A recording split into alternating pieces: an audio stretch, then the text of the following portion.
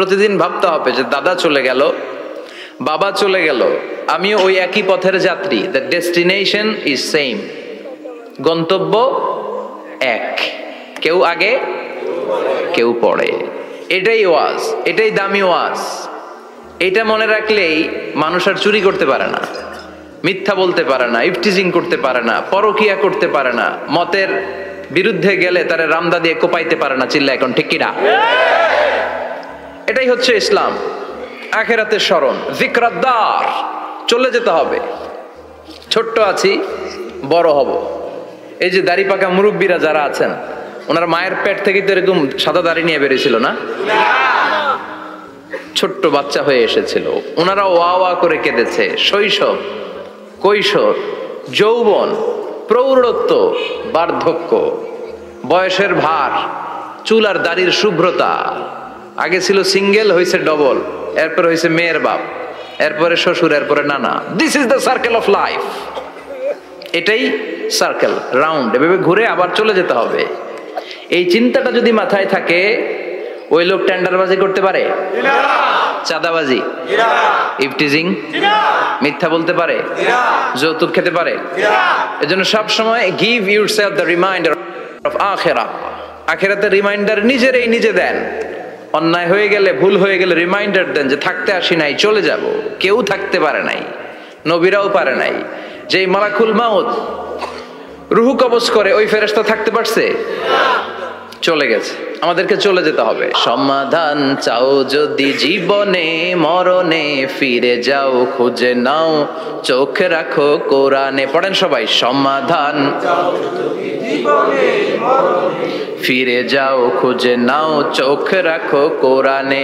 If you want the solution this দুনিয়া and আখিরা, go back, have a look to the holy কোরআনে। ঠিক কি না?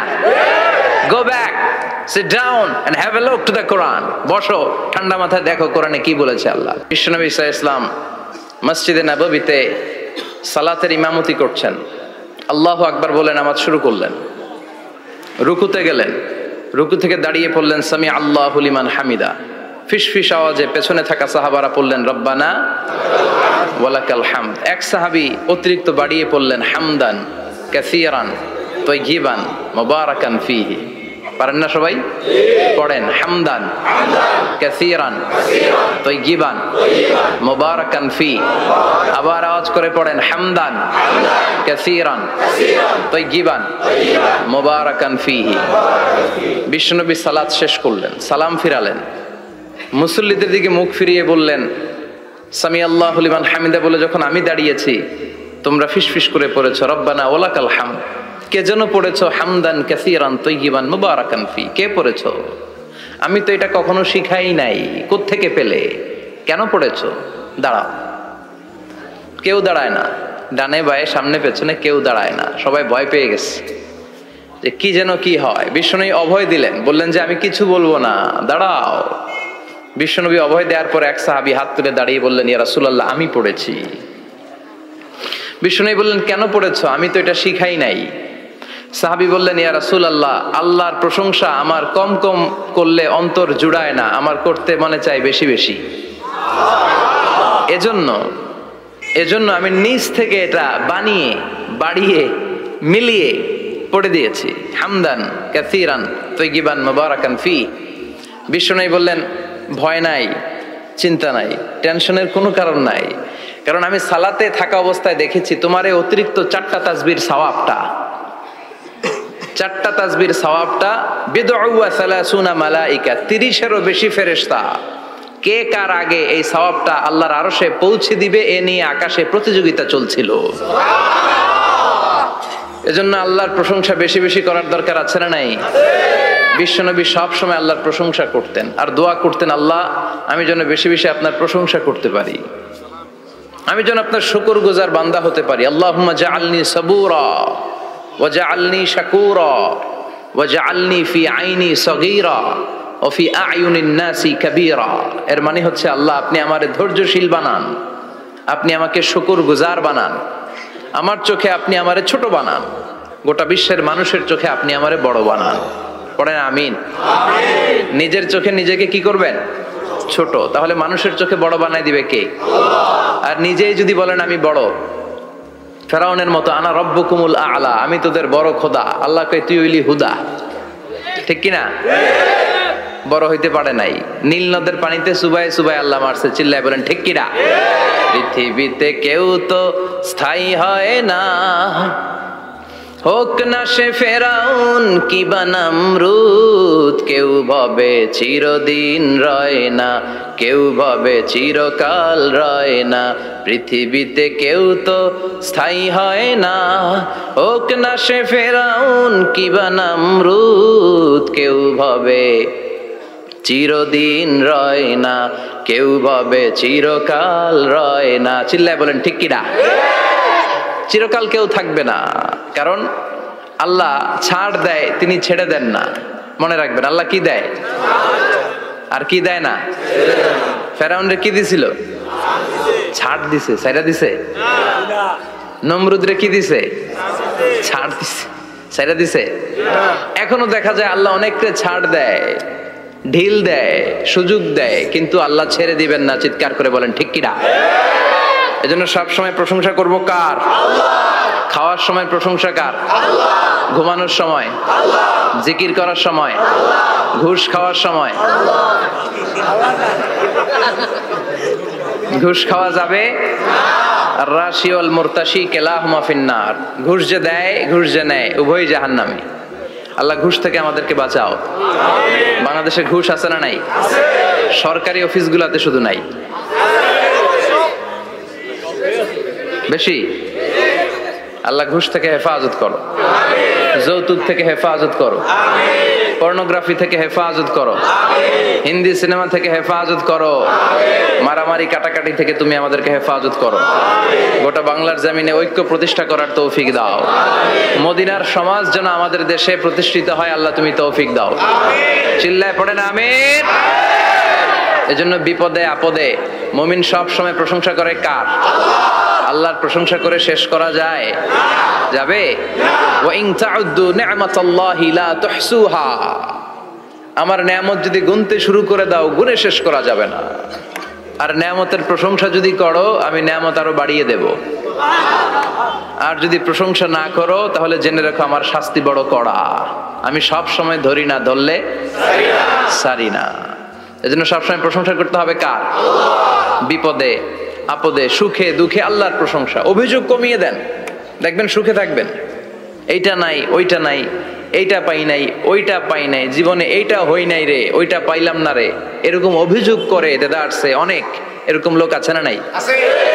এরা অসুখী, এরা অসফল। সফল ব্যক্তিদের একটা গুণাবলী হচ্ছে এরা কমপ্লেইন করে কম, কমপ্লেইন করে কম, তারা শুকরিয়া করে বেশি। দে আর ভেরি গ্রেটফুল। তারা শুকরিয়া করে বেশি। এটা পাই নাই, ওইটা পাই নাই, এগুলো বলবেন না। কারণ আপনি যেটা পাইয়া খুশি না, অনেকে এইটা পাওয়ার জন্য সংগ্রাম করে যাচ্ছে। আপনি এখন যেই জায়গাটাতে আছেন, এই জায়গাটাতে পৌঁছা অনেকের স্বপ্ন। আপনি এটা পেয়ে খুশি না, কিন্তু আপনার জায়গায় পৌঁছার জন্য অনেকে স্ট্রাগল করে যাচ্ছে, সংগ্রাম করে যাচ্ছে। আপনি যেই পজিশনে আছেন, শুধু এই পজিশনে আসাটাই অনেকের স্বপ্ন। তো শুকরিয়া করবেন না কেন? এজন্য সব সময় আমাদের বেশি বেশি শুকরিয়া করতে হবে কার?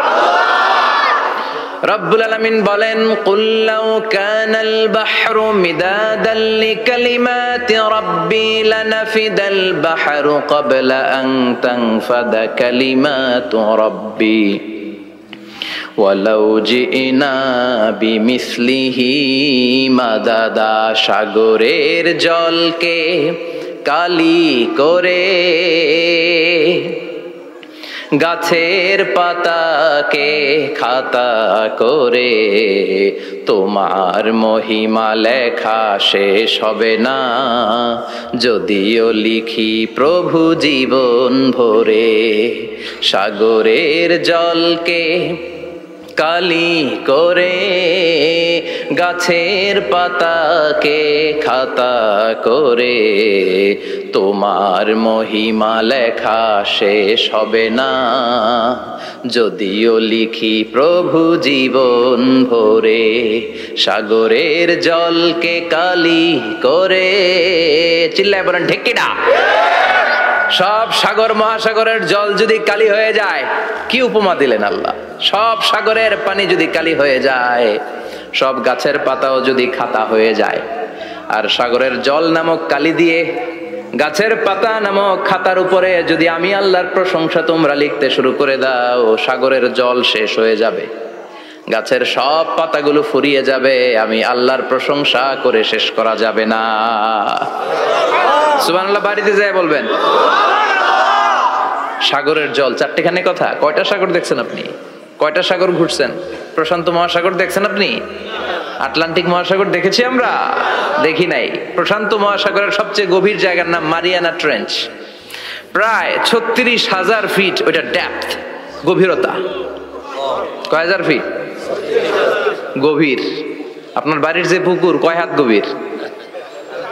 হ্যাঁ, 36,000 ফিট। কেন ইমাজিন, কল্পনা করতে পারেন 36,000 ফিট গভীর এটা মারিয়ানা ট্রেঞ্চ, প্রশান্ত মহাসাগর। আর এই পৃথিবীর সবচেয়ে উঁচু যে পাহাড়টা, এটার নাম মাউন্ট এভারেস্ট। এটার উচ্চতা প্রায় অ্যাপ্রক্সিমেটলি রাউন্ড 29,000 ফিট। পাহাড়, পৃথিবীর সবচেয়ে উঁচু পর্বত শৃঙ্গ মাউন্ট এভারেস্ট 29,000 ফিট। আর পৃথিবীর সবচেয়ে গভীর সাগর, প্রশান্ত মহাসাগরের সবচেয়ে গভীর জায়গা মারিয়ানা ট্রেঞ্চ, ওইটা নাকি 36,000 ফিট। তাহলে ওই পাহাড়কে তুলে ধরে এনে প্রশান্ত মহাসাগরের সবচেয়ে গভীর জায়গা মারিয়ানা ট্রেঞ্চের উপর যদি ছেড়ে দেয়া হয়, পুরো পাহাড় ডুবে যাবে। সুবহানাল্লাহ নাই? পুরো পাহাড় ডুবে যাবে, উপরে পানি থেকে যাবে প্রায় 7,000 ফিট। আল্লাহু আকবার। এই পৃথিবীর দ্বিতীয় গভীরতম সাগরের নাম আটলান্টিক মহাসাগর। এই সাগরের সবচেয়ে গভীর জায়গার নাম হচ্ছে পুয়ের্তো রিকো। এই পুয়ের্তো রিকোর গভীরতা প্রায় 33,000 ফিট। কত? আর সবচেয়ে বড় পাহাড় 29,000 ফিট। তো এই সাগরেও যদি বড় পাহাড়টা, পৃথিবীর সবচেয়ে উঁচুতম পর্বত শৃঙ্গকে এনে ছেড়ে দেয়া হয়, পুরো পাহাড় পানিতে তলিয়ে তো যাবেই, এর উপরে আরো পানি থেকে যাবে 4,000 ফিট। সাগর, মহাসাগর, পানি বেশি না কম? জোরে বলেন।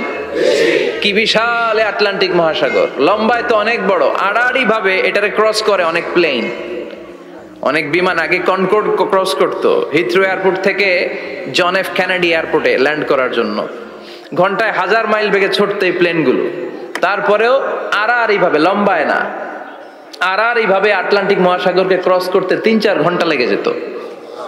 প্লেন যদি ঘন্টায় চলে 1000 মাইল বেগে, আর আটলান্টিক মহাসাগরের পাশ যেটা প্রশস্ত, এটা ক্রস করতে যদি 3 ঘন্টা লাগে, তাহলে পাশে কয় হাজার কিলোমিটার? 3000 কিলোমিটার। সুবহানাল্লাহ কইবেন না? এত বিশাল বিশাল সাগর। সাগর কি, মহাসাগর কি এই দুইটা, যে প্রশান্ত আর আটলান্টিক? না, ভারত মহাসাগর, উত্তর মহাসাগর, দক্ষিণ মহাসাগর, বঙ্গোপসাগর, কৃষ্ণ সাগর, ভূমধ্য সাগর, লোহিত সাগর, চায়না সাগর, শত শত সাগরে ভরপুর মহাবিশ্ব। এই সব সাগরের পানি যদি কালি হয়ে যায়, কি হয়ে যায়? আর পৃথিবীতে যত গাছ আছে, সব গাছের পাতা যদি খাতা হয়ে যায়, গাছ কয়টা আছে কুমিল্লায়? হ্যাঁ, অভাব নাই। তো কুমিল্লাতেই যদি অভাব নাই, তাহলে আফ্রিকার জঙ্গলের কি অবস্থা? কি পরিমাণে গাছ, বৃক্ষরাজি আল্লাহ তৈরি করেছেন। এই সব গাছের পাতা যদি এরকম খাতা হয়ে যায়, আর এই সাগরের জল নামক কালি দিয়ে যদি এই খাতায় আল্লাহর জিকির লিখতে শুরু করেন, প্রশংসা লিখতে শুরু করেন, গাছের পাতাও শেষ, সাগরের পানিও শেষ, শেষ হবে না আল্লাহর জিকির আর প্রশংসা করেন। আল্লাহু আকবার। এজন্য সব সময় প্রশংসা করতে হবে একজন সত্তার। তিনি কে? সে আল্লাহ বললেন, হুয়াল আউয়ালু ওয়াল আখিরু ওয়াল যাহিরু ওয়াল বাতিন ওয়া হুয়া বিকুল্লি শাইইন আলিম। আল্লাহ বললেন, আমার প্রশংসা করবি না কেন? আমি সবার প্রথমে, আমি সবার শেষে, আমি প্রকাশ্যে, আমি গোপনে। কার কথা? প্রথমে কে? জোরে বলেন। প্রথমে আল্লাহ আল্লাহ, শেষেও আল্লাহ আল্লাহ, আকাশে আল্লাহ আল্লাহ, জমিনে আল্লাহ আল্লাহ। পড়েন পড়েন। প্রথমে আল্লাহ আল্লাহ, শেষেও আল্লাহ আল্লাহ, আকাশে আল্লাহ আল্লাহ, জমিনে আল্লাহ আল্লাহ। আবার পড়েন। প্রথমে, শেষেও, আকাশে আল্লাহ আল্লাহ, জমিনে আল্লাহ আল্লাহ, নিখিল জাহান গায় গুণগান, তার নামে গায় আমরাও গাহি তাআলা, হামদে বারি তাআলা, হামদে বারি তাআলা, হামদে বারি তাআলা। পড়েন আল্লাহু আকবার। তিনি প্রথম, তিনি শেষ, তিনি প্রকাশ্য, তিনি গোপন, এজন্য প্রশংসা চলবে একজনের। চিল্লায় বলেন কে? স্বামী হিসেবে, বাবা হিসেবে, নেতা হিসেবে, নবী হিসেবে, সমাজ সংস্কারক হিসেবে, আইন প্রণেতা হিসেবে মুহাম্মদ হচ্ছেন এই পৃথিবীর জন্য সুপারম্যান। তার কোনো তুলনা হয় না। বিশ্বনবীর কোনো তুলনা হয় বিয়ন্ডলেস, বাউন্ডলেস, বটমলেস। তার নিয়ে কথা বলতে গেলে সময় ফুরায় যাবে, মাইকের ব্যাটারি শেষ হয়ে যাবে, মাগার কথা শেষ হবে না। এজন্য ওনার জীবনের ক্ষেত্রে বলা হয় বিয়ন্ডলেস, বাউন্ডলেস, বটমলেস। অসাধারণ ব্যক্তিত্ব, সুপার ক্যালিফ্রাজিলিস্টিক এক্সপিয়ালিডোসাস, অসাধারণ, যার কোনো তুলনা হয় না, এক্সেলেন্ট, আনপ্যারালাল। মাদানী জীবনে উনি সশস্ত্র সংগ্রাম করলেন, সংস্কার করলেন সমাজটাকে, সেনাবাহিনী বানালেন। তখন আর নরম নরম ভাবে খেলে নাই, গরম ভাবে খেলেছে। এটা হচ্ছে ইমানের দাবি। মুমিনরা কৌশলী হয়, যখন যে পরিস্থিতি, ওই পরিস্থিতির সাথে তাদের স্ট্র্যাটেজি তারা পাল্টায়। তো বিশ্বনবীর মাদানী ইনিংসে এই সূরা নাজিল হয়নি, হয়েছে মাক্কি ইনিংসে। এই সূরার অনেক ফজিলত, ছোটবেলা থেকেই সূরা ইয়াসিনের অনেক ফজিলতের কথা আমরা শুনেছি না? বিশ্বনবী বলেছেন ইন্না লিকুল্লি শাইইন কলবান ওয়া কলবুল কুরআনি সূরাতু ইয়াসিন। সব জিনিসের একটা কলব আছে, হৃদয় আছে, অন্তর আছে, আর কোরআনের কলবের নাম হচ্ছে সূরা ইয়াসিন। বিশ্বনবী বললেন ইন্না লিকুল্লি শাইইন কলবান, সব জিনিসের একটা কলব আছে। ওয়া ইন্না কলবাল কুরআনি সূরাতু ইয়াসিন, আর কোরআনের কলবের নাম হলো সূরাতু ইয়াসিন। মান ক্বারাআ সূরাতা ইয়াসিন মাররা ওয়াহিদা, একবার সূরাতু ইয়াসিন তেলাওয়াত করলে 10 পারা কোরআন খতমের সওয়াব হয়ে যায়। বিশ্বনবী বলতেন ইন্না ফিল জাসাদি মুদগা, দেহে একটা গোশতের টুকরা আছে, ইযা সালুহাত সালুহাল জাসাদু কুল্লু, এই দেহের গোশতের টুকরা যদি ভালো হয়ে যায় পুরো দেহটারে ভালো করে দেয় কে? আল্লাহ। এই দেহের গোশতের টুকরাটা যদি পচে যায় পুরো দেহটারে নষ্ট করে দেয় কে? বিশ্বনবী বললেন আলা ওয়াহিয়াল কলব, ওই টুকরাটার নাম হলো কলব। এজন্য আল্লাহ বললেন আলা বিযিক্রিল্লাহি তাতমাইন্নুল কুলুব। দুনিয়ার কোন জিনিস দিয়ে কলব ঠান্ডা হয় না, দুনিয়ার কোন জিনিস দিয়ে কলব পরিচ্ছন্ন হয় না।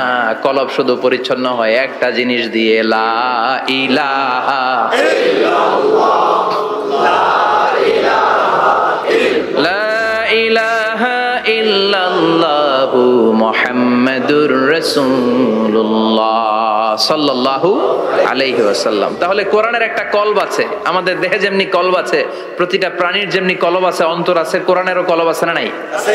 কোরআনের কলবের নাম? চিল্লায় বলেন কোরআনের কলবের নাম। আবার বিশ্বনবী বলতেন ইকরাউ আলা মাউতাকুম সূরাতা ইয়াসিন, তোমাদের মুমূর্ষ ব্যক্তিদের সামনে বসে সূরাতু ইয়াসিন তেলাওয়াত করো।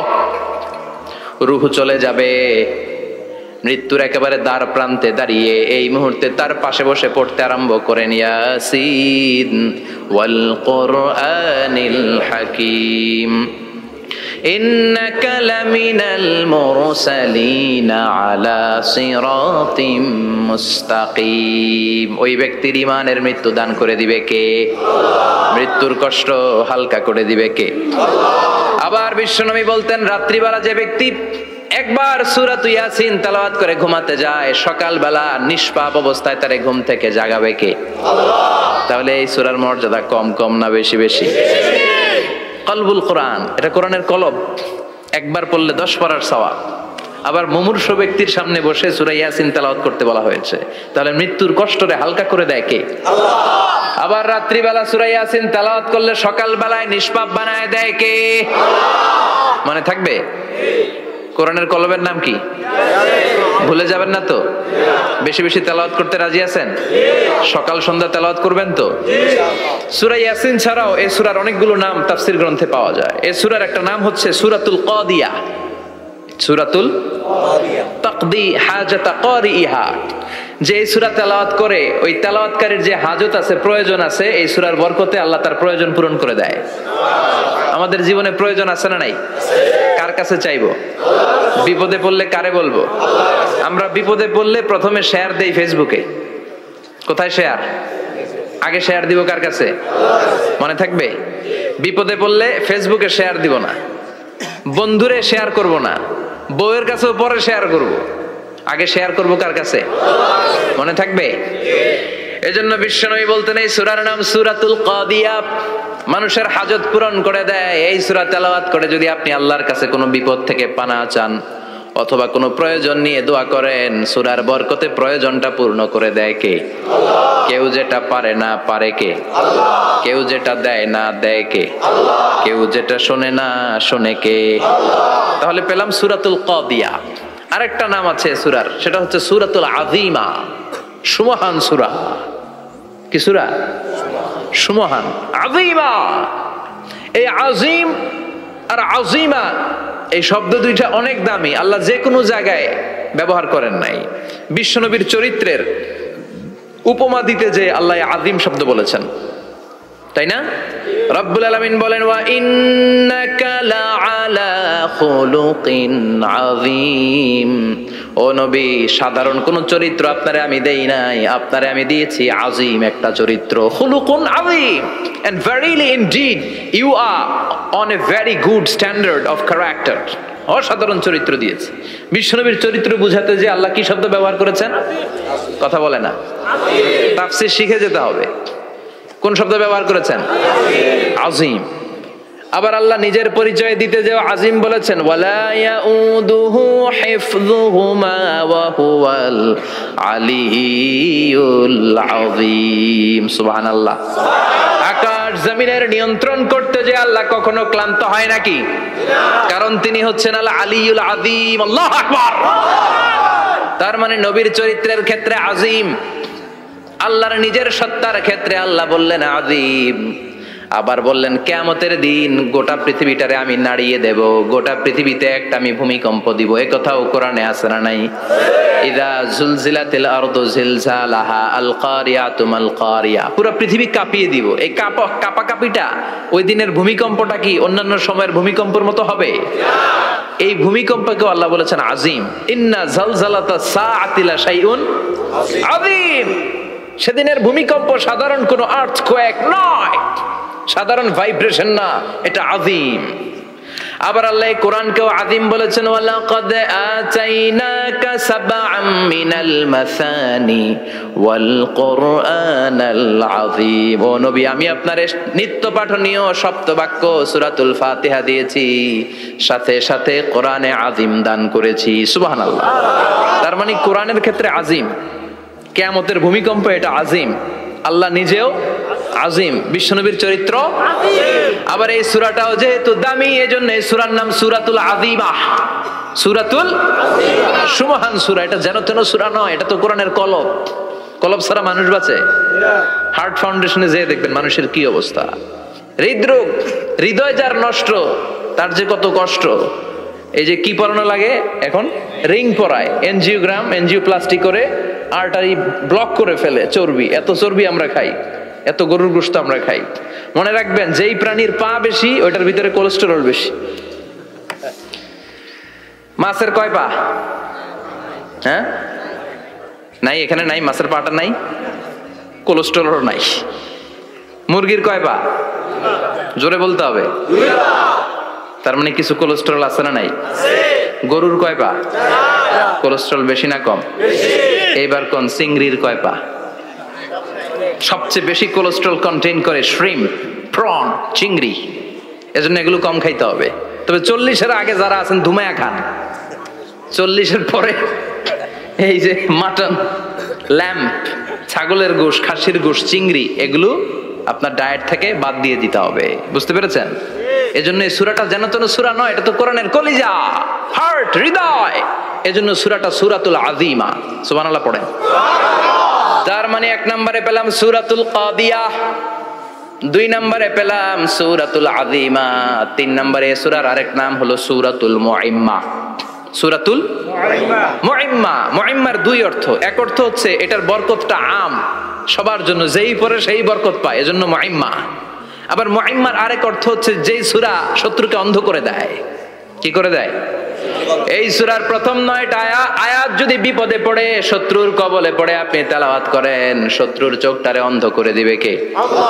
বিশ্বনবী মক্কা থেকে যখন মদিনায় যায়, হিজরতের সময় বিশ্বনবী সূরাতুল ইয়াসিনের প্রথম 9টা আয়াত তেলাওয়াত করলেন। তেলাওয়াত করে আল্লাহর নাম নিয়ে ঘর থেকে বের হলেন। আশেপাশে কাফেররা ঘুরে কিন্তু বিশ্বনবীরে দেখে না, সবাই খেলে এরকম এরকম করে, ডানে বায়ে হাতায় বিশ্বনবীর সামনে দিয়ে যায়, কিন্তু কাফেরদের চোখ অন্ধ করে দিয়েছে কে? আল্লাহ। এজন্য কোরআন তেলাওয়াত করলে কাফেরদের চোখকে অন্ধ বানায় দেয় কে? আল্লাহ। এজন্য সূরার একটা নাম হচ্ছে সূরাতুল মুইম্মা। কি নাম? অন্ধ করে দেয়। তাফসিরে কুরতুবির মুসান্নিফ ইমাম আল কুরতুবি, উনাকে জালিম বাদশা বন্দী করেছিল। ওনার তাফসিরে এসেছে উনি শক্তিশালী লোক ছিলেন, জেলখানা ভেঙে বাঁচার জন্য দিছে দৌড়। উনারেও ধরার জন্য জালিম বাদশার সৈনিকেরা ঘোড়া নিয়ে রওনা হয়েছে। উনিও দৌড়ায়, ঘোড়াও পেছন থেকে আসে। ওমিয়া মানুষ কি ঘোড়ার দৌড়ের সাথে পারে? উনি হাঁটতে হাঁটতে হয়রান হয়ে এক বালুর ময়দানে যে ধপাস করে পড়েছেন। ওরাও ঘোড়া দিয়ে এসে নেমেছে, কিন্তু আজীব তামাশা, উনি বালুতে ধপাস করে পড়েই সূরাতুল ইয়াসিনের প্রথম 9 আয়াত তেলাওয়াত করতে শুরু করেছেন। ওরা নিচে নেমে ডানে বায়ে সামনে পিছনে খালি খুঁজে, কিন্তু দেখে না, সামনেই কিন্তু বসা। ওদের চোখটার অন্ধ করে দিছে কে? আল্লাহ। বিশ্বাস হয়? ঈমান হয়? এজন্য বিপদে পড়লে সূরাতুল ইয়াসিনের প্রথম 9 আয়াত পড়তে রাজি আছেন? আল্লাহ তুমি তৌফিক দাও। আরো জোরে পড়েন আমিন।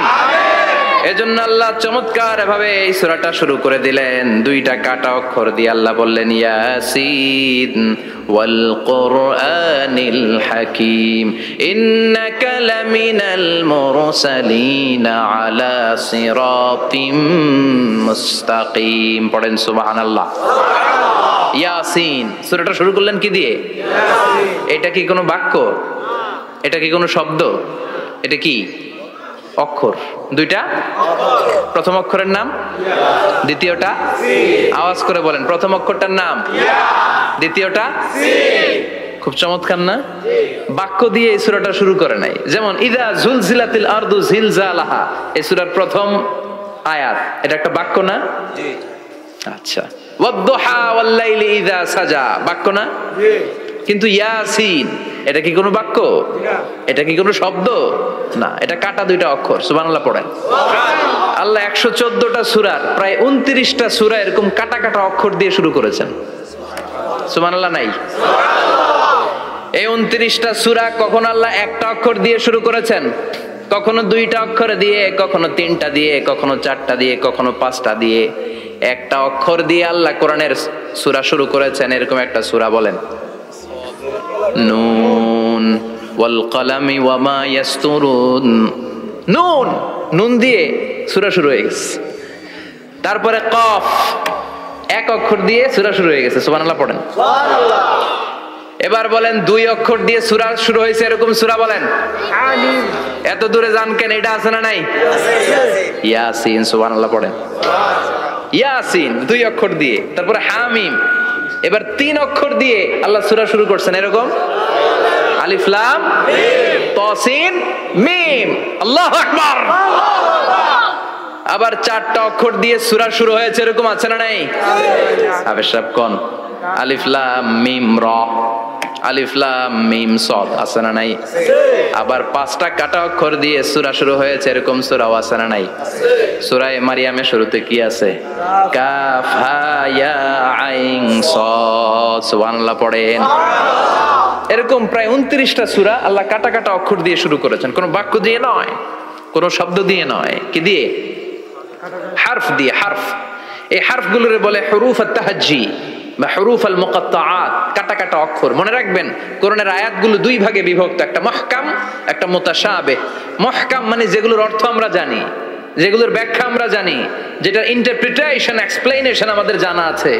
আর মুতাশাবিহ আমরা অর্থ জানি না। আমরা ব্যাখ্যা জানি না, এটা দিয়ে আসলে কি বুঝাইছে আমরা কেউ জানে না। জানে একজন, চিল্লায় বলেন তিনি কে? আল্লাহ বলেন ওয়া ইন কুনতুম ফি রাইবিম মিম্মা নাযালনা আলা আবদিনা ফাআতু বিসূরাতিন মিন মিসলিহি ওয়াদউ শুহাদাআকুম মিন দুনিল্লাহি ইন কুনতুম সাদিকিন।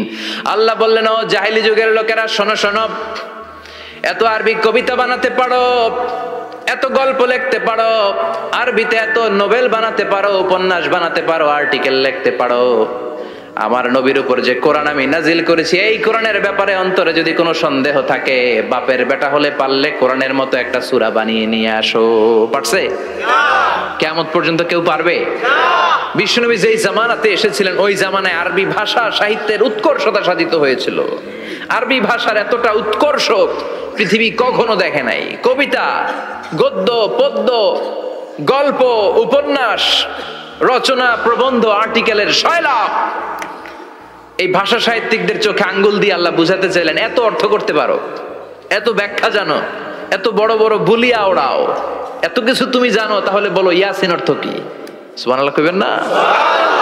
তাইলে বল নুন অর্থ কি, কফ মানে কি, আলিফ লাম রা মানে কি, ফাবুহিতাল্লাযী কাফার। কেউ জানে না, কেউ উত্তর দিতে পারে না। কোন সুবহানাল্লাহ। এটা কোরআনের মুজিজা, এটার অর্থ কেউ জানে না। আর এগুলোর অর্থ নিয়ে খোঁচাখুচি করা ঠিক না। তবে মুফাসসিরিনে ইকরাম এগুলোর কিছু অর্থ সম্ভাব্য বলার চেষ্টা করেছেন। যেমন ইয়াসিনের অর্থ ইবনে আব্বাস বলেছেন এর অর্থ হতে পারে ইয়া ইনসান, হে মানুষ। সুবহানাল্লাহ পড়েন। কেউ কেউ বলেছে এটার অর্থ হতে পারে ইয়া সাইয়্যিদ আল মুরসালিন। কেউ কেউ বলেছেন ইয়াসিন হতে পারে ইসমুল্লাহ, আল্লাহর নাম। কেউ বলেছেন এটা হতে পারে ইসমুন লিন নবী, বিশ্ব নবীর নাম। আবার কেউ কেউ বলেছেন ইয়াসিন হতে পারে এই কোরআনে কারিমের একটা নাম। কোন সুবহানাল্লাহ। এই সম্ভাব্য সব কথাগুলো বলে পৃথিবীর সব মুফাসসিররা বলতে বাধ্য হয়েছেন আল্লাহু আ'লামু বিমুরাদিহি বিহি। এটার দ্বারা আসল অর্থ যে কি এটা আমরা কেউ জানি না। জানে কে? আল্লাহ। চিৎকার করে বলতে হবে, জানে কে? আল্লাহ। তাহলে ইয়াসিন মানে আমরা জানি না। ইয়াসিনের অর্থ আমরা ছেড়ে দেব কার উপর? আল্লাহ। এরপর আল্লাহ বললেন ওয়াল কুরআনিল হাকীম, প্রজ্ঞাময় বিজ্ঞানময় কোরআনের শপথ। ওয়াল কুরআনিল হাকীম, বিজ্ঞানময় প্রজ্ঞাময় কোরআনের শপথ বা কসম। ওয়াল কুরআনিল হাকিমে যে ওয়া, এই ওয়াটারে আরবিতে বলে ওয়া আল কাসামিয়া। কি বলে? ওয়া আল কাসামিয়া। কসম কাটার জন্য আল্লাহ এই ওয়া ব্যবহার করেছেন। যত জায়গায় কোরআনে আল্লাহ কসম কেটেছেন ওই কসমের শব্দটার আগে ওয়া আছে না নাই? আছে। ও মিয়া, কোরআনে আল্লাহ সময়ের শপথ করেছেন, কসম কেটেছেন, যুগের কসম কেটেছেন। যুগের সময়ের আরবি হলো আল আসর। এই আসরের আগে ওয়া আছে না নাই? আছে। কি বলছে আল্লাহ? ওয়াল আসর, ওয়াল আসর। আবার তিন ফলের কসম আল্লাহ কোরআনে কেটেছেন। কি বলেছেন? ওয়াত্তিন মানে তিনের কসম। জাইতুনের কসম কেটেছেন, বলেছেন ওয়াজ্জাইতুন। তুর পাহাড়ের কসম কেটেছেন, বলেছেন ওয়াতুরে সিনিন। যত জায়গায় কসম তত জায়গায় ওয়াও আছে না নাই? পাহাড়ের নামে কসম কেটেছেন, আল্লাহ বলেছেন ওয়াতুর। সূর্যের নামে কসম কেটেছেন, আল্লাহ বলেছেন ওয়াশ-শামসি ওয়া দুহাহা। সুবহানাল্লাহ কইবেন না? ফজরের নামে কসম কেটেছেন, কি বলেছেন? ওয়াল ফাজর। জিলহজ মাসের প্রথম 10 রাতের কসম কেটেছেন, কি বলেছেন? ওয়া লায়ালিন আশর। জোর আর বেজরের কসম কেটেছেন, আল্লাহ বলেছেন ওয়াশ-শাফঈ ওয়াল ওয়াতর। সূরা ইয়াসিনে কাটা কাটা দুইটা অক্ষরের পরে রব্বুল আলামিন কোরআনের কসম কেটেছেন। এজন্য আল্লাহ বলেছেন ইয়াসিন ওয়াল কুরআনিল হাকীম। ইয়াসিন ওয়াল কুরআনিল হাকীম, প্রজ্ঞাময় বিজ্ঞানময় কোরআনের শপথ। কোরআনের মধ্যে বিজ্ঞান আছে না নাই? বেশি না কম? বিশ্বাস হয় না? নাস্তিকদের কথা বিশ্বাস হয়? নাস্তিকরা বলে কোরআনের মধ্যে বিজ্ঞান নাই, কোরআনের মধ্যে সায়েন্স নাই, কোরআনের ভেতরে টেকনোলজি নাই। কিন্তু কোরআন বলে এমন কিছু নাই, মানুষের প্রয়োজনীয় এমন কিছু নাই যেটা আমার ভিতরে নাই। আল্লাহু আকবার। আল্লাহ বললেন মা ফাররাতনা ফিল কিতাবি মিন শাই, কিতাবের মধ্যে আমি কিছু বাদ রেখে দেই নাই।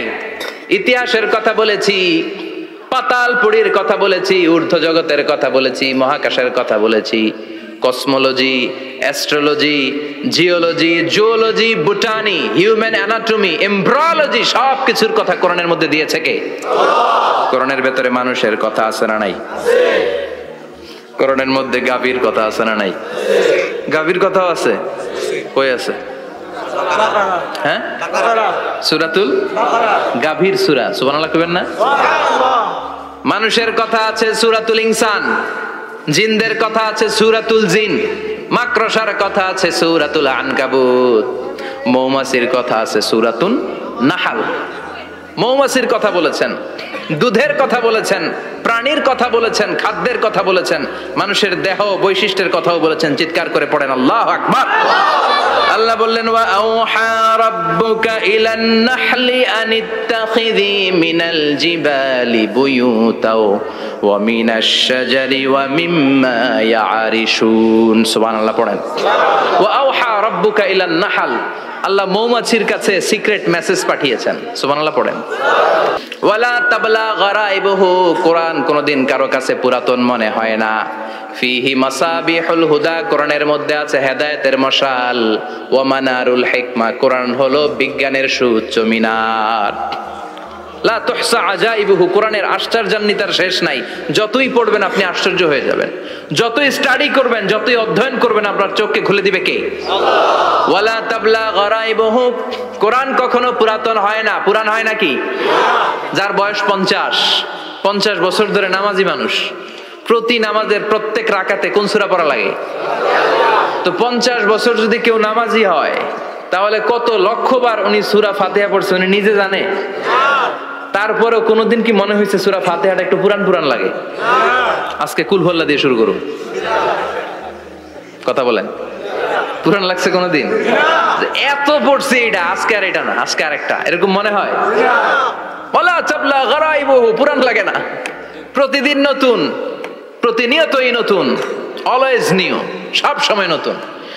এজন্য বিশ্বনবী বললেন লা তুহসা আজাইবুহু, কোরআনের আশ্চর্যান্বিতার শেষ নাই। ওয়ালা তাবলা গারাইবুহু, কোরআন কখনো পুরাতন হয় না।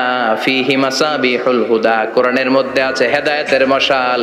ওয়া মানারুল হিকমা, কোরআন হলো বিজ্ঞানের সুউচ্চ মিনার। সুবহানাল্লাহ। আল্লাহ বললেন ওয়া আওহা রাব্বুকা ইলান নাহাল, আমি মৌমাছির কাছে মেসেজ দিলাম, সিক্রেট মেসেজ।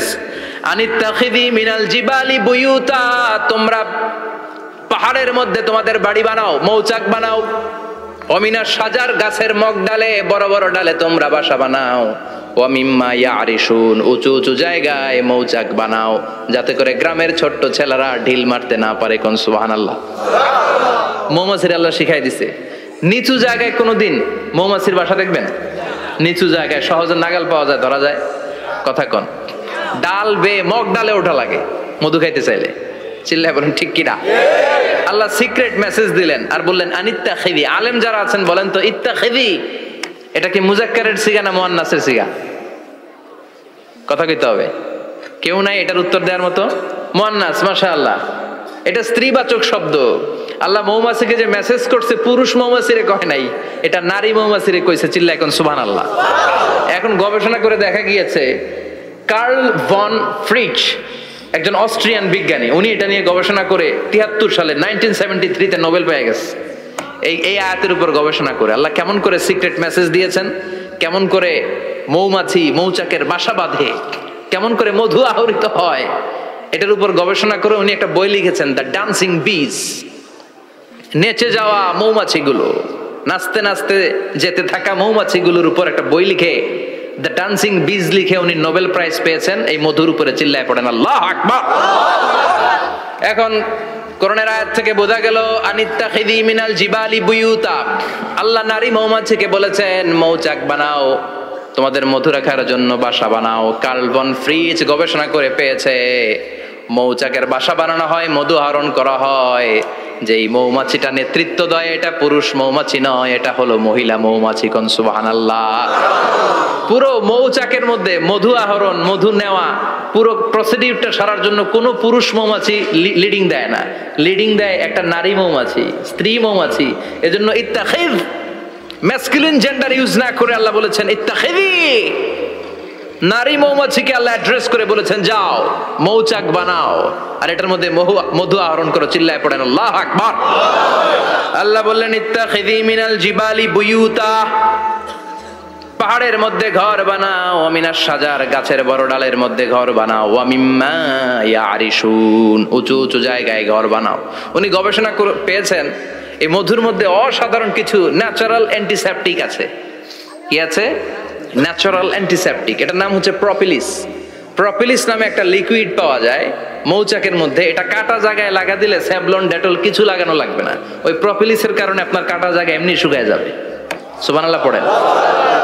দ্বিতীয় বিশ্বযুদ্ধে রাশিয়ান যত সৈনিকরা যুদ্ধে আহত হতো ওরা আলাদা করে অ্যান্টিসেপটিক খাইতো না, ওরা মধু আইনা লাগাই দিত আর সুস্থ হয়ে যেত। সুবহানাল্লাহ পড়েন। নিউজিল্যান্ডের কিছু বিজ্ঞানীরা আবিষ্কার করেছে মৌমাছির হুলের ভিতরে রেমিটিক ফিভারের অ্যান্টিবায়োটিক আছে। অনেকের বাত জ্বর হয়, বাতের ব্যথা থাকে না? থাকে, মুরব্বীদের বেশি হয়। ওই জায়গার মধ্যে যদি আপনি মৌমাছি এনে ঢুকাই দিতে পারেন, মৌমাছির হুল লাগাই দিতে পারেন, ভালো হয়ে যাবে। মৌমাছি যখন হুল ফুটে আরাম লাগে না অনেক? খাইছেন? কামড় খাইছেন? হ্যাঁ, মজা লাগে। তো নিউজিল্যান্ডের এই গবেষকরা এরা আবিষ্কার করেছে যে মৌমাছি যদি হুল ফুটিয়ে দেয় ওইখানে বাতের ব্যথা থাকলে বেদনা থাকলে এটা ভালো হয়ে যাবে। আমি নিজে দেখেছি বিবিসি একটা ডকুমেন্টারি, ইজিপশিয়ান একজন ফিজিশিয়ান চিকিৎসক, উনি ওনার বাতের ব্যথায় আক্রান্ত যত রুগীরা আছে ওদের গায়ের মধ্যে মৌমাছি এনে এনে নিজে নিজে হুল ফুটায়। রুগী চিৎকার মারে ও মাগো ও আল্লাহ গো, কিন্তু একদিন পরে ব্যথা নাই আর কয় ভালো হয়ে গেছে। সুবহানাল্লাহ কইবেন না?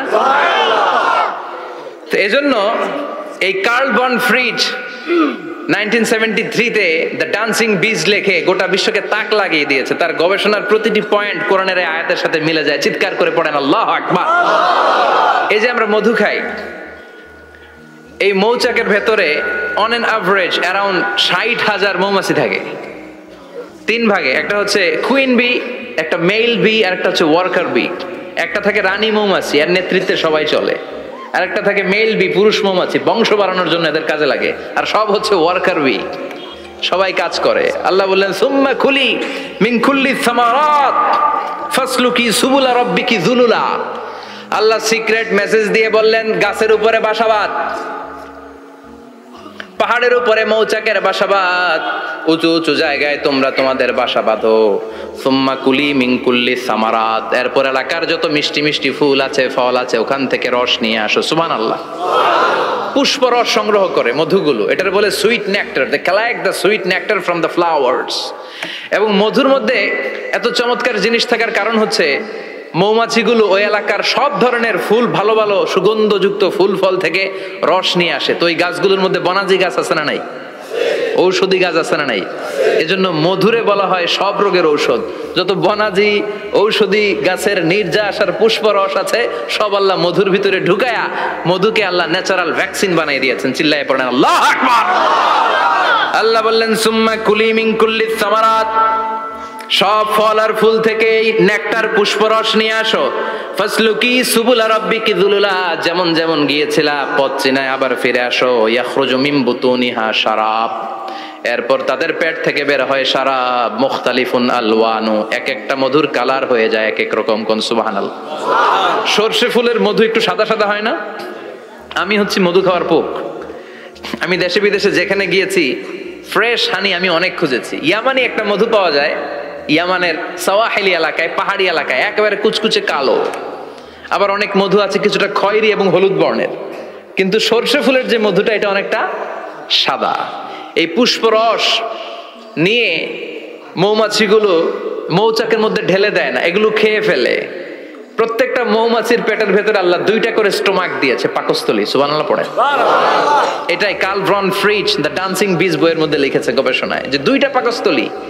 একটা পাকস্থলী দিয়ে মৌমাছি খায়, নিজে খেয়ে বাঁচে। আরেকটা পাকস্থলী দিয়ে এই ফ্লাওয়ার নেক্টার পুষ্পরস সংগ্রহ করে ওই পাকস্থলীতে রাখে। ওই পাকস্থলীর ভেতরে আল্লাহ একটা ন্যাচারাল এনজাইম দিয়েছেন। ওই এনজাইমের সাথে ওই পুষ্পরসটা মিক্সড হয়। তারপরে আরেকটা টিউব আছে, ওই টিউব দিয়ে মৌমাছি যে সে বাসার মধ্যে মৌমাছির যে যে সেখানে সাপ্লাই করে দিয়ে আসে, মধু ঢুকিয়ে দিয়ে আসে, চিল্লায় পড়েন সুবহানাল্লাহ। তার মানে বিষয়টা এমন না ফুলের রস নিয়ে মৌচাকের দিয়ে আসলো, ফুলের রস সে নেয়, তার স্পেশাল একটা স্টোমাকের মধ্যে ঢুকায়, সেখানে এনজাইম দিয়ে পাচক রস দিয়ে আল্লাহ এটাকে সমৃদ্ধ করে দেয়, তারপর আলাদা একটা নল দিয়ে টিউব দিয়ে মৌচাকের ভেতরে ঢুকিয়ে দেয়। কোন সুবহানাল্লাহ। কি অসাধারণ পদ্ধতিতে আল্লাহ মধু বানালেন, আর কি সুন্দর মধু হাতের মধ্যে লয়া জিব্বা দিয়া চাটে আর গান গায়, মধু হই হই বিষা বাইলা। আছে না নাই? আল্লাহ শুকরিয়া নাই? মধু খায় আর গান গায়, মধু হই হই বিষা বাইলা, অনহারনে ভালোবাসার দাম নদিলা। আছে না নাই? ডাকাইত। এই মধু খেয়ে শুকরিয়া করতে হবে কার? বসো, চিৎকার করে বলেন শুকরিয়া করতে হবে কার? আল্লাহ বললেন ইয়াখরুজু মিন বুতুনিহা, এটা মধু সরাসরি চলে আসে না, ওর পেট থেকে বের হয়। মুখতালিফুন আলওয়ানুহু, বিভিন্ন রঙের মধু। আছে না নাই? ব্ল্যাক কালারের মধু হয়, হোয়াইট হানি হয়, অর্গানিক হানি হয়, ক্রিমড হানি হয়। কত ধরনের মধু যে আল্লাহ পৃথিবীতে রেখেছে তার ইয়ত্তা নাই। এরপর আল্লাহ বললেন ফিহি শিফাউন লিন্নাস, মধুর ভিতরে শিফা দিয়েছে কে? আল্লাহ। এজন্য বিশ্বনবীর খাদ্য তালিকার মধ্যে মধু আছে না নাই? আছে। বিশ্বনবী সুগন্ধযুক্তওয়ালা মধু খেতেন, দুর্গন্ধযুক্তওয়ালা কোনো মধু মুখে নিতেন না। সুবহানাল্লাহ। বিশ্বনবীর জামানায় মাগাফির নামে একটা মধু ছিল, দুর্গন্ধযুক্ত, এটা কখনো বিশ্বনবী মুখে নিতে চাইতেন না। সুগন্ধযুক্ত মধু সবসময় বিশ্বনবী খেতেন। বিশ্বনবীর স্ত্রীরা এই সুগন্ধিযুক্ত মধু বোতলের মধ্যে প্রিজার্ভ করে রাখতেন বিশ্বনবীকে দেওয়ার জন্য। বিশ্বনবী প্রাণ ভরে এগুলো পান করতেন। সুবহানাল্লাহ। বিশ্বনবী যে সমস্ত খাদ্যগুলো পছন্দ করতেন হাদিসে এসেছে, বিশ্বনবী রুটি খেতেন, খেজুর খেতেন, খেজুর, খেজুর চিনেন?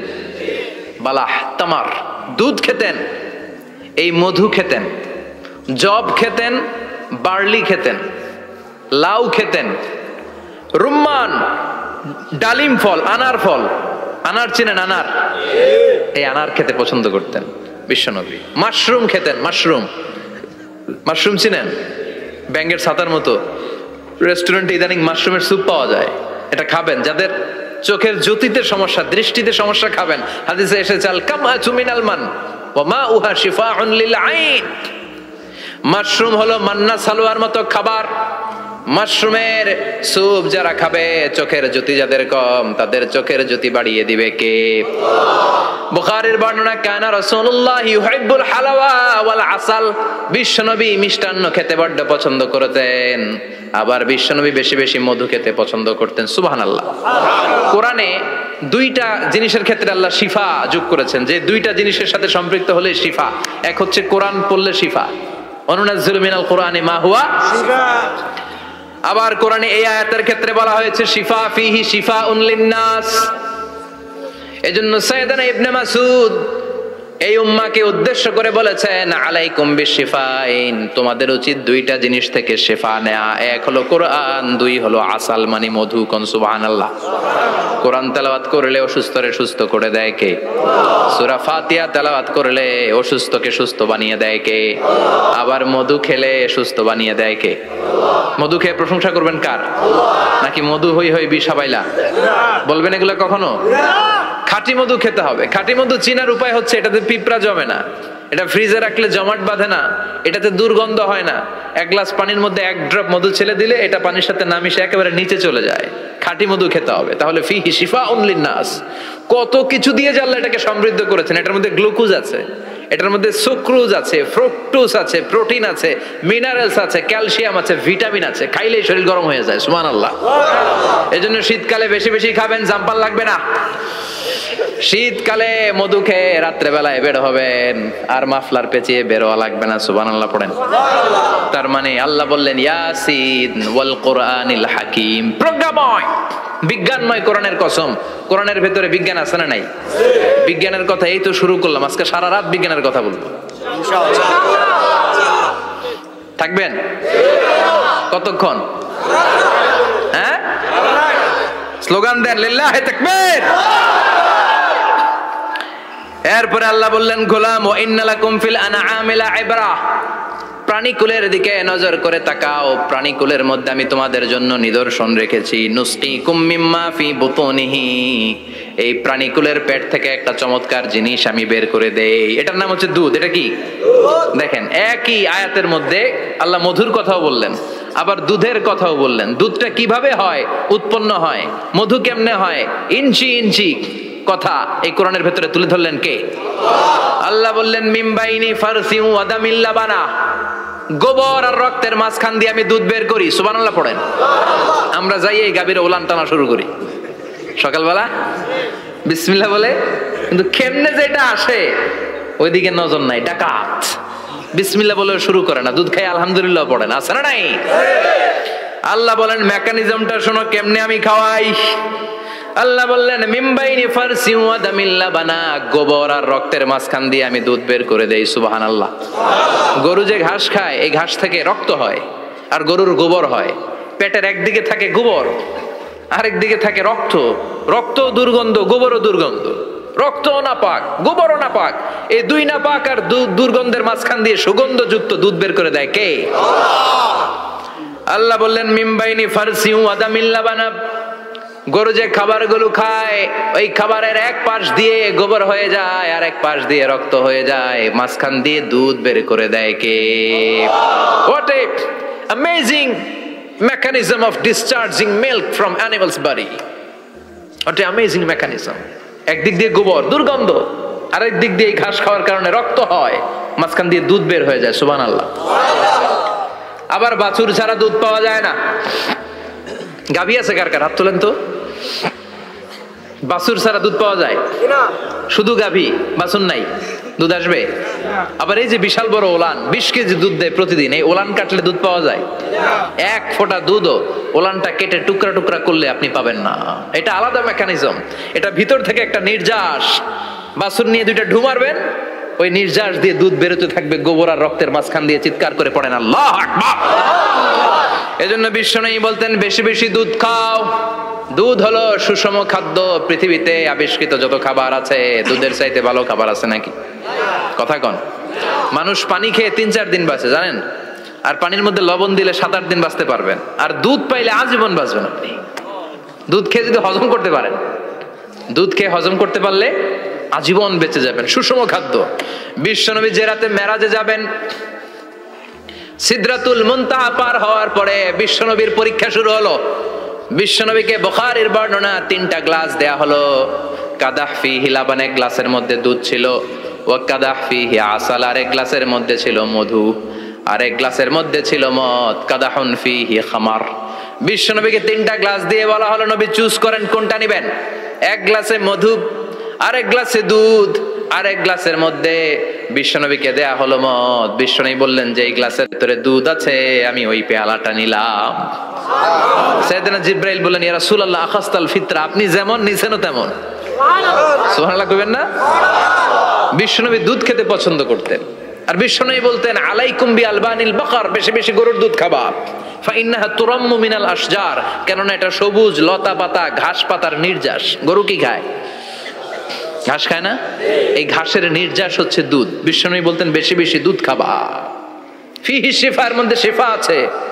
ফি লাবানিহা শিফা ওয়া লুহুমিহা দা, গরুর দুধে আছে শিফা, গরুর গোশতের মধ্যে আছে রোগ। সুবহানাল্লাহ। কত বড় ফিলোসোফার বিশ্বনবী। বিশ্বনবী বলে গিয়েছেন গরুর দুধ বেশি খাও, কিন্তু গোশ বেশি খাইও না। আর আমরা গরুর গোশ পাইলে কোপায় ফেলাই।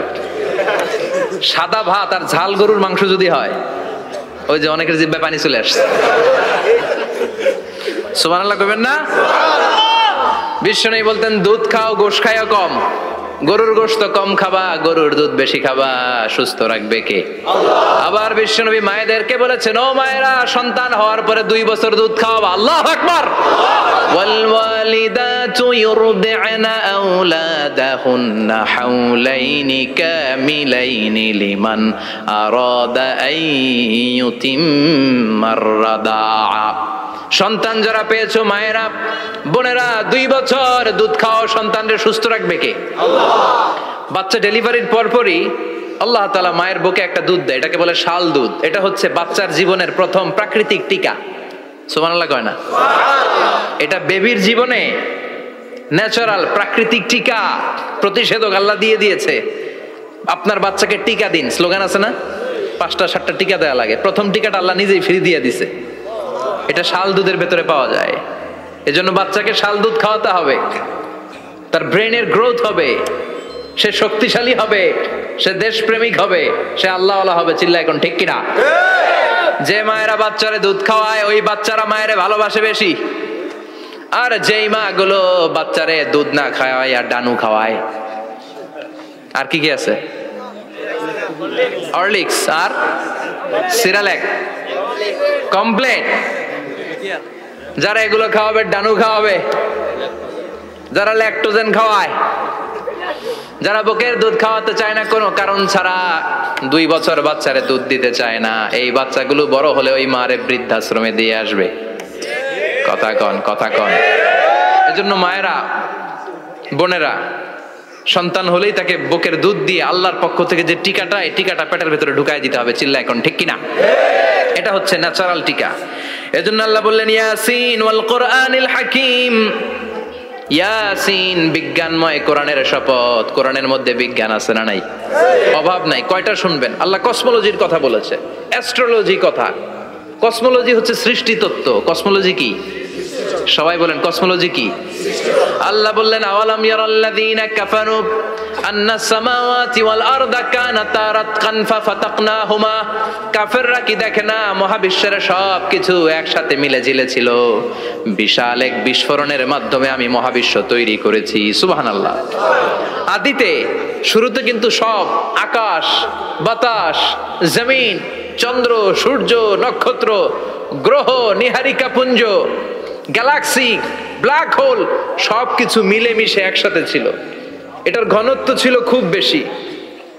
মহাবিশ্বের সবকিছু ছিল একটা বিন্দু। এটাকে বিজ্ঞানীরা নাম দিয়েছে দ্য সিঙ্গুলারিটি, মহা একত্ব। এরপর একটা প্রচন্ড বিস্ফোরণের মধ্য দিয়ে মহাবিশ্ব সৃষ্টি হয়েছে। এটার ওরা নাম দিয়েছে বিগ ব্যাং থিওরি। কি নাম? স্টিফেন হকিং মারা গেছে না গত বছর নাকি? হ্যাঁ, বছর খানিক আগে মারা গিয়েছে। সবচেয়ে বড় পদার্থবিজ্ঞানী ছিল। সে একটা বই লিখেছে, from the brief history of time, a brief history of time from big bang two black hole. সেখানে সে প্রমাণ করেছে কোরআনের এই আয়াত, কানাতা রাতকান, মহাবিশ্বের সবকিছু একটা বিন্দু ছিল। চাঁদ, সূর্য, গ্রহ, তারা সব কি ছিল? কথা বলেন, সবাই বলেন। একটা মাত্র বিন্দু ছিল। আল্লাহ বলেন, don't the disbeliever observe that the heavens and earth were joined together, then I separated with a gigantic sound, explosion. সব একসাথে ছিল, চাঁদ, তারা, আকাশ, নদী, নালা সব একসাথে। তারপরে একটা বিকট বিস্ফোরণের মধ্য দিয়ে পৃথিবী হয়েছে, এ চাঁদ হয়েছে, চন্দ্র হয়েছে, সূর্য হয়েছে, মহাবিশ্বের সবকিছু এই মহাবিস্ফোরণের মধ্য দিয়ে হয়েছে। চিৎকার করে পড়েন আল্লাহু আকবার। এই যে ছোট্ট পৃথিবীতে আমরা বসে আছি, এই পৃথিবীর চেয়ে সূর্য 13 লক্ষ গুণ বড়। চিল্লায় পড়েন আল্লাহু আকবার। এটা কি বাড়ির কাছের কথা? 13 লক্ষ গুণ বড়। কল্পনা করা যায়? তার মানে কি সূর্যই সবচেয়ে বড়? না, সূর্যের চেয়ে অনেক বড় বড় তারা আছে। ব্যাটেলজিউস নামে একটা তারা আছে মহাকাশে, যেটা যে সূর্য পৃথিবীর চেয়ে 13 লক্ষ গুণ বড়। এই ব্যাটেলজিউস তারা সূর্যের চেয়ে 33 কোটি গুণ বড়। এই ব্যাটেলজিউস তারাটাই কি সবচেয়ে বড়? না, এর চেয়েও কত বড় তারা যা আছে কোনো হিসাব নাই। এরকম বিশাল বিশাল তারা ঘুরতে ঘুরতে মাওয়াকিউন নুজুম, ব্ল্যাক হোল নামে একটা রেঞ্জ আছে। এই রেঞ্জের মধ্যে যদি ঢুকে যায়, ছোট্ট বাচ্চার মুখে চকলেট দিলে বাচ্চা যেমনি চকলেট চুষে খেয়ে ফেলে, এই বিশাল বিশাল তারাগুলো ব্ল্যাক হোলের মধ্যে ঢুকলে এক মুহূর্তের মধ্যে নিঃশেষ হয়ে যায়। চিল্লায় পড়েন আল্লাহু আকবার। এজন্য আল্লাহ বললেন, ফালা উকসিমু বিমাওয়াকিউন নুজুম, এই তারকা নিঃশেষ হওয়ার যে জায়গাটা, এই জায়গার কসম আমি কোরআনের মধ্যে খেলাম। এই ব্ল্যাক হোলের রেঞ্জের ভেতরে তারা আসলে মুহূর্তের মধ্যে নিঃশেষ বানিয়ে দেয় কে? একটা তারার চেয়ে আরেকটা তারা বড়। এরকম হাজার কোটি তারা মিলে আমাদের গ্যালাক্সি। এই গ্যালাক্সির নাম হচ্ছে মিল্কি ওয়ে। কি নাম? আমাদের গ্যালাক্সির নাম কি? সবাই বলেন তো। Milky Way. কি নাম? এরকম একটা গ্যালাক্সি না, লক্ষ কোটি গ্যালাক্সি আছে। আমাদের গ্যালাক্সির পরে সবচেয়ে কাছের গ্যালাক্সির নাম অ্যান্ড্রোমেডা। কি নাম? এই অ্যান্ড্রোমেডা গ্যালাক্সি আমাদের গ্যালাক্সি থেকে 2.5 মিলিয়ন লাইট ইয়ার দূরে, মানে 25 লক্ষ লাইট ইয়ার। সুবহানাল্লাহ কইবেন না? আলোর গতি হচ্ছে পৃথিবীতে সবচেয়ে বেশি বর্তমান সময় পর্যন্ত। জানেন সেকেন্ডে কত মাইল? 1,86,000 মাইল। 1 সেকেন্ডে আলো ছুটে 1,86,000 মাইল ব্যাগে। এত ব্যাগের কোন প্লেন বা রকেট নিয়ে যদি আপনি আমাদের গ্যালাক্সি থেকে মিল্কি ওয়ে থেকে অ্যান্ড্রোমেডাতে যেতে চান, তাহলে আপনার 25 লক্ষ বছর লেগে যাবে। সুবহানাল্লাহ বাড়িতে যায় বললেন।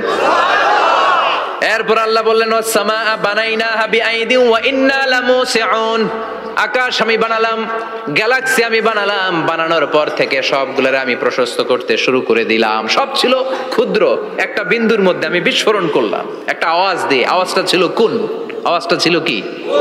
জোরে কোন, আবার কোন, কুন ফায়া। ইন্নামা আমরুহু ইযা আরাদা শাইআন আন ইয়াকুলা লাহু কুন ফায়াকুন। আল্লাহ যখন কিছু করতে চান শুধু বলেন কুন, শুধু বলেন বি। কুন মানে বি, ইট ওয়াজ, এটা হয়ে যায়। হাও বলতে দেরি। এই মহাবিস্ফোরণের নেপথ্যে যে শব্দটা ছিল সেটা ছিল কুন। সেটা ছিল কি? আল্লাহ কুন বলতে দেরি, মুহূর্তের মধ্যে বিগ ব্যাং, বিশাল এক্সপ্লোশন, তারপর থেকে মহাবিশ্ব ছড়াচ্ছে। আল্লাহ বলছেন এই কোরআনের ভেতরে বলে দিয়েছেন ওয়া ইন্না লামুসিউন, আমি এই মহাবিশ্বকে, এই গোটা ইউনিভার্সকে আমি প্রতিনিয়ত সম্প্রসারিত করছি। প্রতিনিয়ত এটা বড় হচ্ছে, সম্প্রসারিত হচ্ছে। চিল্লায় বলেন আল্লাহু আকবার। আজ থেকে মাত্র 20 বছর আগে এটা তারা আবিষ্কার করেছে। এটা কোন সাল? 2020 বছর পেছনে গেলে কত? 1998, তাই না? এই 1998 সালে তারা আবিষ্কার করেছে সুপারনোভা কসমোলজি প্রজেক্ট।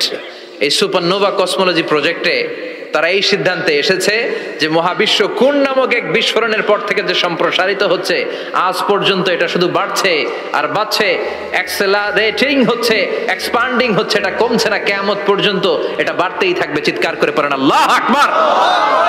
এজন্য আল্লাহ বললেন ইয়াসিন ওয়াল কোরআনিল হাকিম, বিজ্ঞানময় প্রজ্ঞাময় কোরআনের শপথ। এই কোরআনের ভেতরে আমি কসমোলজির কথা বলেছি, অ্যাস্ট্রোলজির কথা বলেছি, জিওলজির কথা বলেছি, ফিজিক্সের কথাও বলেছি। সুবহানাল্লাহ। ফিজিক্স মানে কি? পদার্থ। পদার্থের সবচেয়ে বড় উপাদান হচ্ছে লোহা। লোহার কথা কিন্তু কোরআনে নাই। আছে? কই আছে? হ্যাঁ, সূরাতুল হাদিদ, লোহার নামে একটা সূরাই দিয়েছে আল্লাহ কোরআনে। সুবহানাল্লাহ পড়বেন না? সূরার নাম সূরাতুল হাদিদ। সূরার নাম কি? চিল্লায় বলেন সূরার নাম সূরাতুল হাদিদ। হাদিদ মানে লোহা। আল্লাহ বললেন ওয়া আনজালনাল হাদিদা ফীহি বা'সুন শাদীদ।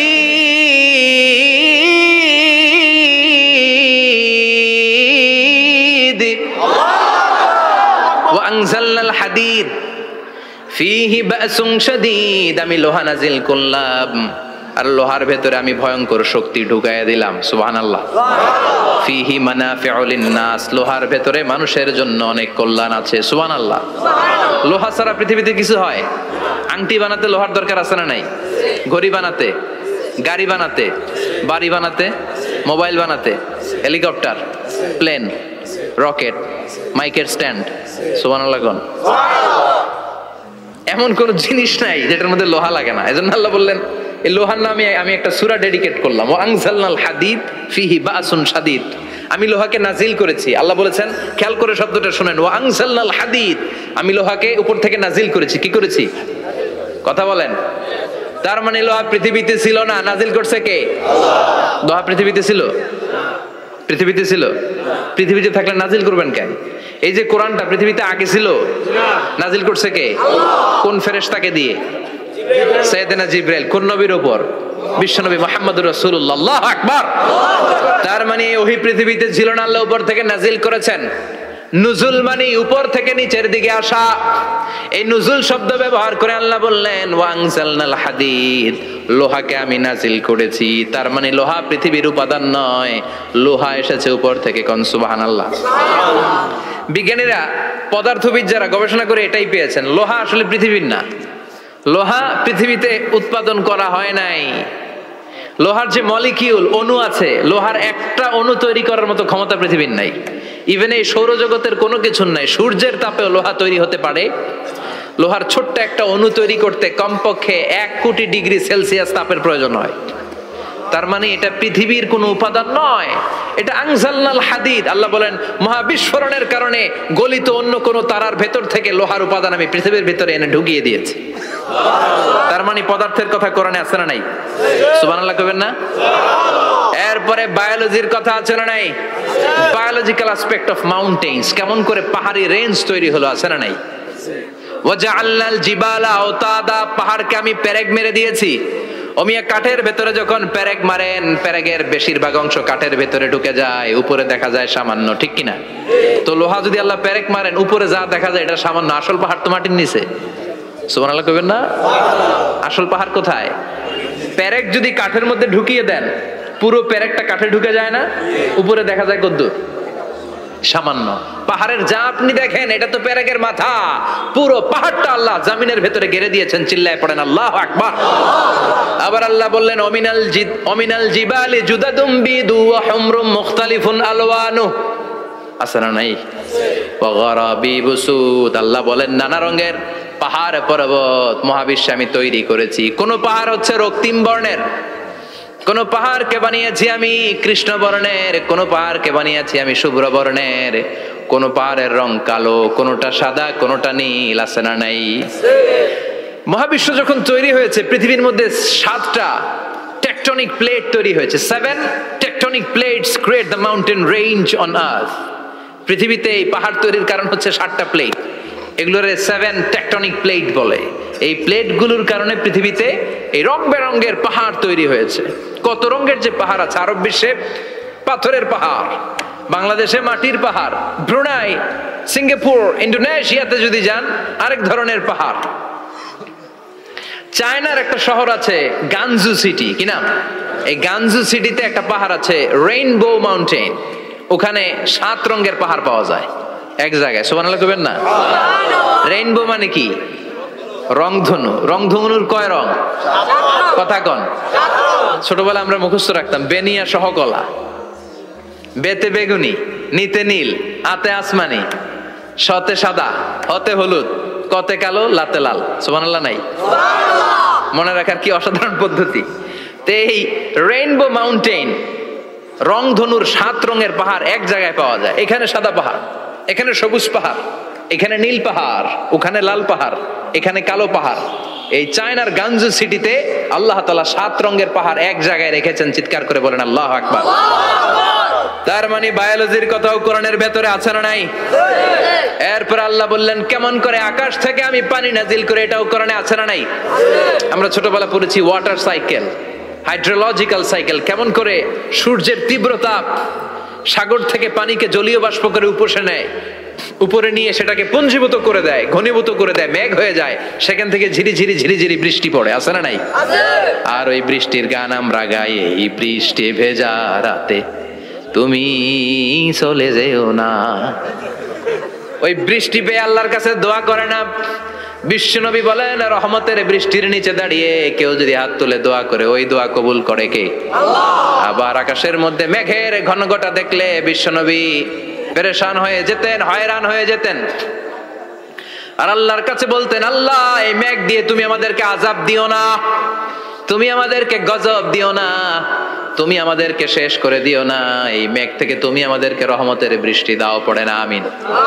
বৃষ্টি দেখলে বিষ্ণু বলতেন আল্লাহুম্মা সাইয়িবান নাফিআ, ইয়া গাউসু আগিসনা গাউসান মুগীসান মারিআন মারিআন নাফিআন গায়রা দার আজিলান গায়রা আজিল। হে আল্লাহ এই বৃষ্টি থেকে তুমি ঠান্ডা রহমতের পানি দাও। কি দাও? আল্লাহ মেঘ দে পানি দে ছায়া দে রে তুই, আল্লাহ মেঘ দে, পড়েন পড়েন, আল্লাহ মেঘ দে পানি দে ছায়া দে রে তুই, আল্লাহ মেঘ দে। এই ওয়াটার সাইকেলের কথা আল্লাহ বলেছেন।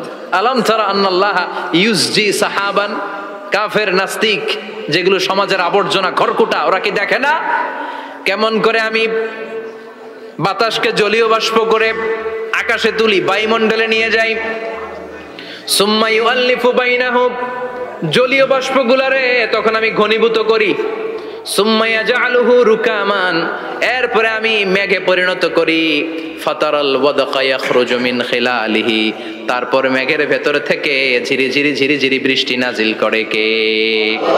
আবার আল্লাহ বললেন পানি থেকে আমি পৃথিবীর সব প্রাণগুলারে বানালাম, ওয়াজআলনা মিনাল মাই কুল্লা শাইইন হাইয়া ফালা ইয়াকিলুন, পানির ভেতরে থেকে সব প্রাণের উৎপত্তি পৃথিবীর মধ্যে ঘটিয়ে দিয়েছে কে?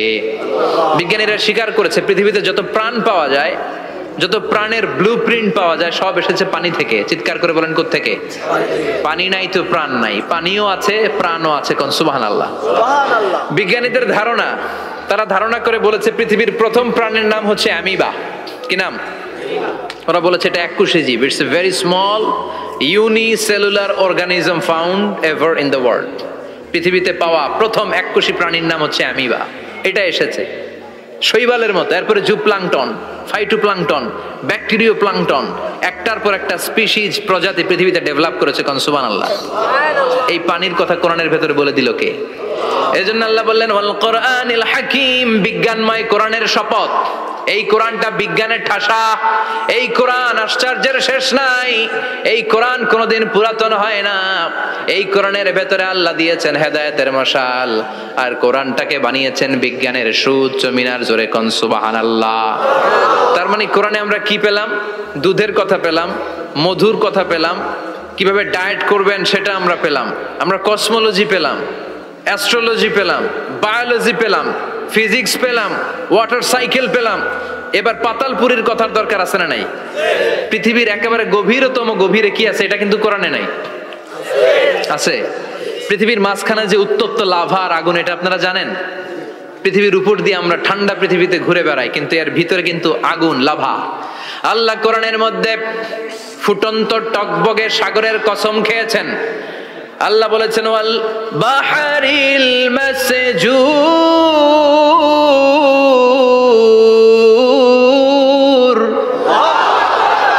আমি কোরআনের ভেতরে ফুটন্ত টকবগে সাগরের পানির কসম খেলাম। পড়েন সুবহানাল্লাহ। সাগরের পানির ফুটন্ত টকবগে সাগরের পানির কসম। সাগরের পানি আবার ফুটন্ত হয় কি করে? পানি কি হয়? ঠান্ডা। পানি কি? কথা বলেন। আল্লাহ পৃথিবীর ভেতরকার কথা চিন্তা করে বলেছেন ওয়াল বাহরিল মাসজুর। ইউনাইটেড স্টেটস অফ আমেরিকার নেভাল একাডেমির সায়েন্টিস্টরা এই আয়াতের উপর রিসার্চ করেছে যে সাগরের ভেতরে আবার এই ঠান্ডা পানির ভেতরে আবার উত্তপ্ত আগুনের লাভা আসলো কোত্থেকে। রিসার্চ করার জন্য তারা সাগরের ভেতরে পাইপ ঢুকিয়েছে। পাইপ ঢুকাতে ঢুকাতে অনেকগুলো লেয়ার তারা পার করেছে। রূপান্তর শিলার স্তর, পাললিক শিলার স্তর, আগ্নেয়গিরির শিলার স্তর, মার্বেল পাথরের অনেকগুলো শিলার স্তর পেরিয়ে যাওয়ার পরে তারা পাইপ ঢুকানোর পরে দেখতে পেয়েছে পাইপগুলো গলে যায়। পাইপগুলো কি হয়? তার মানে ভিতরে কি আছে? গত কয়েক মাস আগে জাপানে কিছু জিওলজিস্ট, ভূতত্ত্ববিদ, তারা গবেষণা করে পৃথিবীর এক মাথা থেকে আরেক মাথায় যেতে চাচ্ছে, মানে প্রতিপাদ স্থান। বাংলাদেশের এখান থেকে ছিদ্র করলে আপনি দক্ষিণ আমেরিকার চিলির সান্টিয়াগোতে যেয়ে উঠবেন। কথা বুঝতে পেরেছেন? তার মানে বাংলাদেশের প্রতিপাদ স্থান হচ্ছে দক্ষিণ সাউথ আমেরিকার চিলির সান্টিয়াগো। আবার ইন্ডিয়া থেকে ছিদ্র করতে করতে পৃথিবীর আরেক মাথা দিয়ে উঠবেন। সুবহানাল্লাহ বলেন। এটা তারা শুরু করেছে কিন্তু এখনো সফল হয় নাই। ইউএস এর নেভাল একাডেমির সায়েন্টিস্টরা পাইপ ঢুকাতে ঢুকাতে দেখে একটা পর্যায় শেষে পাইপ আর ঢুকানো যায় না, পাইপগুলো পৃথিবীর ভেতরে যেতে যেতে গলে গলে পানি হয়ে যায়। সুবহানাল্লাহ কইবেন না? এই রিসার্চ প্রজেক্টের যিনি চিফ, উনি বললেন bring the water proof pipe from America. America থেকে ওয়াটার প্রুফ পাইপ নিয়ে আস। আমার এমন পাইপ লাগবে গবেষণা করার জন্য যে পাইপ আগুনে জ্বলে না। ওয়াটার প্রুফের মধ্যে আগুন লাগালে আগুন ধরবে? বুলেট প্রুফে বুলেট মারলে বুলেট ঢুকবে? মাননীয় প্রধানমন্ত্রী শেখ হাসিনা যে গাড়িতে করে চড়ে, এটা বুলেট প্রুফ কার? গুলি মারলে ঢুকবে? আবার গুলি মারতে যায় না, 14 গোষ্ঠী উদ্ধার করে ছাড়বে আপনার, খবরদার। তো আমেরিকা থেকে ফায়ার প্রুফের পাইপ নিয়ে আসা হলো। নেভাল একাডেমির চিফ সায়েন্টিস্ট পাইপ ঢুকাতে আরম্ভ করলেন। ঢুকাতে ঢুকাতে পৃথিবীতে কিন্তু অনেকগুলো স্তর আছে। এই যে বালু মাটি, সব কিন্তু বালু মাটি নয়। আপনি খুঁড়তে খুঁড়তে পেয়ে যাবেন পাললিক শিলা, এরপরে রূপান্তরিত শিলা, এরপরে মার্বেল পাথরের শিলা, এরপরে শুরু হবে গরম আগ্নেয়গিরির শিলা। ওই শিলার ভেতরে এমন আগুন আল্লাহ রেখেছে, নেভাল একাডেমির সায়েন্টিস্টরা ফায়ার প্রুফের পাইপ ঢুকাতে ঢুকাতে একটা লেভেল যাওয়ার পরে দেখে যে ফায়ার প্রুফের পাইপও গলে গলে মুহূর্তে পানি হয়ে যায়। তার মানে ভেতরে এমন আগুন আল্লাহ রেখেছে, ওই আগুনের তুলনায় পৃথিবীর আগুনের মতো নয়। ওই আগুনটা এই জাহান্নামের আগুন। আবার বিজ্ঞানীরা গবেষণা করে ওই আগুনের মধ্যে মানুষের চিৎকার শুনেছে। এজন্য হাদিসে এসেছে আল্লাহর ওলিরা মুমিন বান্দারা মারা গেলে তাদের রূহগুলো আকাশে চলে যায়, ইল্লিনে চলে যায়। আর কাফের মুশরিক আর নাস্তিক গুলো মারা গেলে তাদের আত্মাগুলো পৃথিবীর মাঝখানে সিজ্জিনে চলে যায়। ওই সিজ্জিনের ভেতরে আগুন আছে না নাই? চিল্লায় বলেন। তার মানে পাতালপুরীর কথাও আছে, সাগরের কথাও আছে, আকাশের কথাও আছে। কেমন করে দুনিয়াতে আমরা আসলাম সেটাও আছে। এমব্রয়োলজি, ভ্রূণ তত্ত্বের কথা কোরআনে আছে না নাই? পৃথিবীতে আল্লাহ কয়েক সিস্টেমে মানুষ বানালেন। সৈয়দনা আদমকে বানালেন, মাও নাই বাবাও নাই। সৈয়দনা আদম আলাইহিস সালামের বাবার নাম কি? মায়ের নাম কি? মাও নাই বাবাও নাই। আবার সৈয়দনা ঈসা আলাইহিস সালামকে আল্লাহ তৈরি করলেন, শুধু মা আছে বাবা নাই। আবার আমাদের সবাইকে আল্লাহ বানালেন, মাও আছে বাবাও আছে, ঠিক কিনা? এরপরে ছোট্ট এক ফোঁটা নাপাক থেকে আল্লাহ আমাদেরকে বানালেন।